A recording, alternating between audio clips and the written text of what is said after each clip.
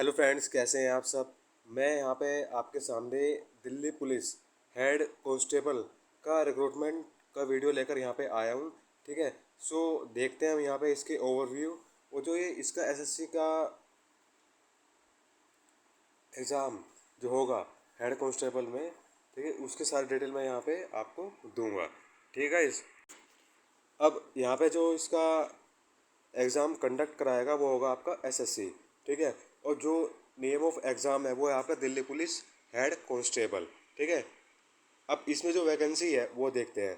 इसमें जो वैकेंसी है आपकी मेल के लिए है 559। ठीक। और फीमेल के लिए है 276। ठीक है। उसके बाद देखिए यहाँ पे जो नोटिफिकेशन आपका रिलीज़ हुआ था वो 17 को हुआ था। ठीक है। जो सिलेक्शन प्रोसेस है आपका वो कंप्यूटर बेस्ड होगा, जिसमें ऑब्जेक्टिव टाइप टेस्ट होगा। ठीक है। उसके बाद जो फिजिकल एंड्योरेंस है एंड मेजरमेंट टेस्ट है, typing test and computer test है। ठीक है। उसके बाद देखते हैं यहाँ पे अब इसकी जो सैलरी है वो है 25,500 से आपका 81,100 तक है। इसमें जो पे लेवल होगा आपका लेवल 4 पे होगा। ठीक है। इस आगे देखिए इसमें अब बात करेंगे हम इसके इम्पोर्टेंट डेट्स के बारे में। तो इसकी जो इम्पोर्टेंट डेट्स है वो कुछ इस तरीके से है। ठीक है। जैसे कि आपका एप्लीकेशन फॉर्म है वो आपका 17 को स्टार्ट हो गया था। फॉर्म फिलिंग की डेट स्टार्ट आपकी हो गई थी। जो उसकी लास्ट डेट है एप्लीकेशन फॉर्म की वो है 16 जून। ठीक है।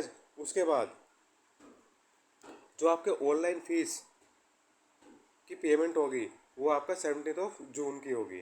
ठीक है गाइज। आगे देखिए इसमें अब इसमें जो ऑफलाइन चालान होगा, ऑफलाइन चालान की जो डेट है वो आपकी 18 जून है। ठीक है। अब किसी को चालान के थ्रू पेमेंट करनी है तो उसकी जो लास्ट डेट है वो आपका 20 जून है। ठीक है। वो भी आपकी जो पेमेंट होगी वर्किंग आवर्स होगी किसके, बैंक के। ठीक। उसके बाद अब इसमें जो करेक्शन की डेट है, मैं मीन्स किसी के फॉर्म में कुछ मिस्टेक हो गई है और उसमें आपको कुछ करेक्शन करना है तो उसकी जो डेट है वो 21 जून से 25 जून के बीच में है। ठीक है गाइस। अब इसका जो एग्ज़ाम होगा, कंप्यूटर बेस्ड एग्ज़ाम होगा, वो आपका सितंबर में होगा। ठीक है। आपको काफ़ी टाइम मिला है इसमें, जुलाई अगस्त सितंबर। ठीक है। वो जून आपका कंप्लीट है तो 3 महीने आपको यहाँ पे प्रिपरेशन के लिए मिलेंगे। अब आता है आपका वैकेंसी डिटेल। सो वैकेंसी डिटेल देखें यहाँ पे। अब इसमें जो आपका मेल का पहले दिया हुआ है, जर्नल एंड यूआर के लिए 241 वैकेंसी है। ठीक।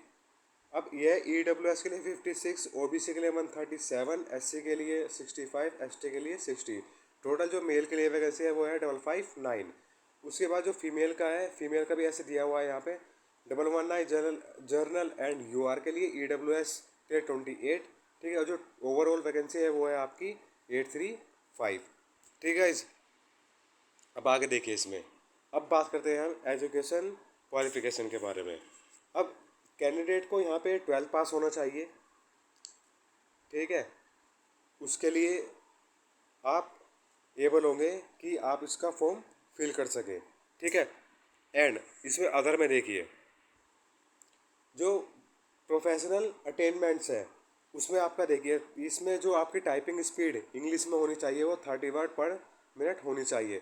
और उसके अलग हिंदी टाइपिंग की जो स्पीड आपकी होनी चाहिए वो 20 वर्ड पर मिनट आपकी यहाँ पे रिक्वायरमेंट है। ठीक है गाइस। अब इसमें बात करेंगे हम एज लिमिट की। अब जो कैंडिडेट का जन्म है, मतलब जो कब पैदा हुआ, वो उसकी जो डेट ऑफ बर्थ होनी चाहिए वो 2/1/1997 के बाद होनी चाहिए। मतलब 2 तारीख जनवरी महीना, ठीक है, 1997 के बाद की उसकी डेट होनी चाहिए। ठीक। अब उसका जो मैक्सिमम डेट है बोर्न होने की वो देखिए यहाँ पे उसका जन्म 2004 तक होना चाहिए। उससे पहले का 2004 के बाद का कोई भी कैंडिडेट अप्लाई नहीं कर सकता है जिसका जन्म है। ठीक। बाद इसमें आती है आपकी एज लिमिट। एज लिमिट के बारे में यहाँ पे बात करेंगे हम। सो एज लिमिट इसकी जो है ठीक है। जनरल एंड EWS कैंडिडेट के लिए 18 to 25 ईयर्स है, ठीक है। OBC कैटेगरी के लिए 18 to 27 ईयर्स, SC ST के लिए 80 to 30 ईयर्स, ठीक। उसके बाद जो एज रिलैक्सेशन आते हैं, ठीक है, वो देखिए यहाँ पे इसकी जो कैटेगरी है SC ST के लिए एज लिमिट आपकी अपर एज लिमिट वो है आपकी 30 ईयर्स, ठीक। उसके बाद OBC के लिए है, ठीक, 28 years and widows and divorce women judicially separated from there husband and जो मैरिड नहीं है उनके लिए जो एज है अपर एज लिमिट है वो 35 ईयर्स है। 38 ईयर्स OBC के लिए, 40 ईयर्स SC ST के लिए, ठीक है। अब इसमें स्पोर्ट्समैन स्पोर्ट्स वुमेन इन सब के लिए, ठीक है, ये है 30 ईयर्स। उसके बाद आता है डिपार्टमेंटल कैंडिडेट जो दिल्ली पुलिस के हैं, उनमें 40 ईयर्स है, ठीक। उसके बाद इसमें 43 ईयर्स है OBC के लिए, 45 ईयर्स है SC ST के लिए, ठीक है। डिसेबिलिटी पर्सन जो है उसके लिए 35 ईयर्स और 38 ईयर्स है उसके OBC, 40 ईयर्स है आपकी SC ST। अब इसमें जो आपका नेक्स्ट आता है वो आपका आता है फिजिकल एंड्योरेंस, जो भी इसमें रिक्वायरमेंट है। अब देखते हैं इसमें जो मेल कैंडिडेट के लिए रिक्वायरमेंट है वो देखिए यहाँ पे, जिसकी एज 30 ईयर्स है उसको रेस करनी होगी 1600 मीटर, ठीक। उसके बाद लॉन्ग जंप है आपकी 12.5 फीट एंड हाई जंप है आपकी 3.5 फीट, ठीक। अब जो है कैंडिडेट 30 to 40 ईयर्स के ऊपर उसका 8 मिनट यहाँ पे चाहिए होगा। 11.5 फीट की उसकी लॉन्ग जंप है और 3.25 फीट की उसकी हाई जंप है, ठीक है। इस यहाँ पे देखते हैं वो जो 40 साल के ऊपर है उसमें 9 मिनट है, 10.5 फीट की इसमें लॉन्ग जंप है और 3 फीट की इसमें हाई जंप है, ठीक है। अब देखिए यहाँ पे फीमेल कैंडिडेट के लिए यहाँ पे दिया हुआ है कि इसमें क्या क्या प्रोसेस है फीमेल कैंडिडेट के लिए। जैसे मेल कैंडिडेट का मैंने आपको शेयर किया यहाँ पे, ऐसे यहाँ पे फीमेल कैंडिडेट के लिए यहाँ पे गिवन है, ठीक। अब इसमें आगे देखते हैं। उसके बाद आता है physical measurement. So physical measurement यहाँ पे दोनों का दिया हुआ है, मेल का भी और फीमेल का भी, ठीक है। अब इसमें हाइट का है, जो मेल कैंडिडेट के लिए हाइट है वो 165 सेंटीमीटर, ठीक है। और इसमें इलेक्सेबल है कितना 5 सेंटीमीटर के लिए। उसके बाद फीमेल के लिए 157 सेंटीमीटर्स, ठीक है, इसमें भी 5 सेंटीमीटर का इलेक्सेबल है। अब मेल के लिए जो चेस्ट है 78 सेंटीमीटर है 82 सेंटीमीटर तक, ठीक है, 4 सेंटीमीटर का एक्सपेंशन है। और फीमेल के लिए इसमें कुछ नहीं है। अब application fees, so general OBC and EWS के लिए जो एप्लीकेशन फ़ीस है वो 100 रुपीज़ है and SC ST PWD ESM female के लिए कोई चार्ज नहीं है। और जो पेमेंट का मोड होगा वो ऑनलाइन आपको पेमेंट करनी होगी, ठीक है। अब बात करते हैं सिलेक्शन प्रोसेस। अब इसमें जो सिलेक्शन प्रोसेस है उसका जो फर्स्ट पॉइंट यहाँ पे गिवन है वो ये है कि कंप्यूटर बेस्ड एग्ज़ाम होगा, ठीक है, जो होगा आपका 100 मार्क्स का। उसके बाद आता है फिजिकल एंडोरेंस में आपका एंड मेजरमेंट में क्वालिफाइंग, वो जो एग्ज़ाम होगा ये फिजिकल एंडोरेंस का वो क्वालिफाई होगा नेचर में, ठीक है। उसके बाद जो टाइपिंग टेस्ट होगा आपका इंग्लिश में आपका 30 वर्ड पर मिनट चाहिए speed, typing speed, and Hindi में 20 वर्ड पर मिनट, ठीक है, जो कि होगी आपकी 25 मार्क्स की। उसके बाद आता है कंप्यूटर फॉर्मेटिंग, ठीक है, इसमें टेस्ट होगा दिल्ली पुलिस के लिए, उसमें आप क्वालिफाई होंगे, ठीक है। उसके बाद आता है डॉक्यूमेंट वेरिफिकेशन जो आपका 5th स्टेप होगा आपका, ठीक। अब इसका एग्ज़ाम पैटर्न के बारे में बात करेंगे यहाँ पे दिल्ली पुलिस हेड कांस्टेबल के लिए, ठीक है। उसमें 5 पार्ट में आपका एग्जाम होगा, जैसे मैंने आपको बताया अभी सिलेक्शन प्रोसेस, ठीक है, जिसमें आपके सब्जेक्ट इंक्लूड होंगे general awareness, quant, general intelligence, ठीक है, इंग्लिश एंड कंप्यूटर। उसके बाद इसमें जो आपका 100 ऑब्जेक्टिव होंगे और इसके जो मार्क्स होगा वो 100 ही होगा आपका, ठीक है गाइस। उसके बाद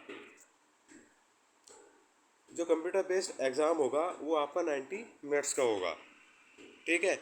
आगे देखिए इसमें अब इसका जो ये है एग्ज़ाम का फॉर्मेट है general awareness, quant, general intelligence, English and computer, ठीक है। अब इसमें 20 क्वेश्चंस होंगे आपके पाँचों सेक्शन में और उसके 20 मार्क्स ही होंगे। और जो एग्ज़ाम का टाइम होगा वो आपका 90 मिनट्स होगा, ठीक है। आगे देखिए इसमें अब इसका सिलेबस देखते हैं यहाँ पे। ठीक है, सिलेबस आपका general intelligence, general awareness and quant में।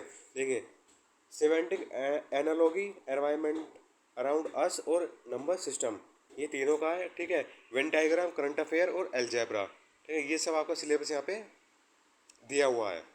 ठीक, इमोशनल इंटेलिजेंस, जियोग्राफी और मेंसुरेशन, ये सब आपका सिलेबस यहाँ पे गिवन है। ठीक है, वर्ड बिल्डिंग, हिस्ट्री, रेशुअल proportion, coding and decoding, culture averages. ठीक है, टाइम एंड वर्क, ये क्वांट का, ट्रिग्नोमेट्री, स्टैटिस्टिकल चार्ट। अब आगे देखिए इसमें, देखिए जो आपके दो सेक्शन बचे हैं यहाँ पे, एक इंग्लिश है, एक कंप्यूटर है।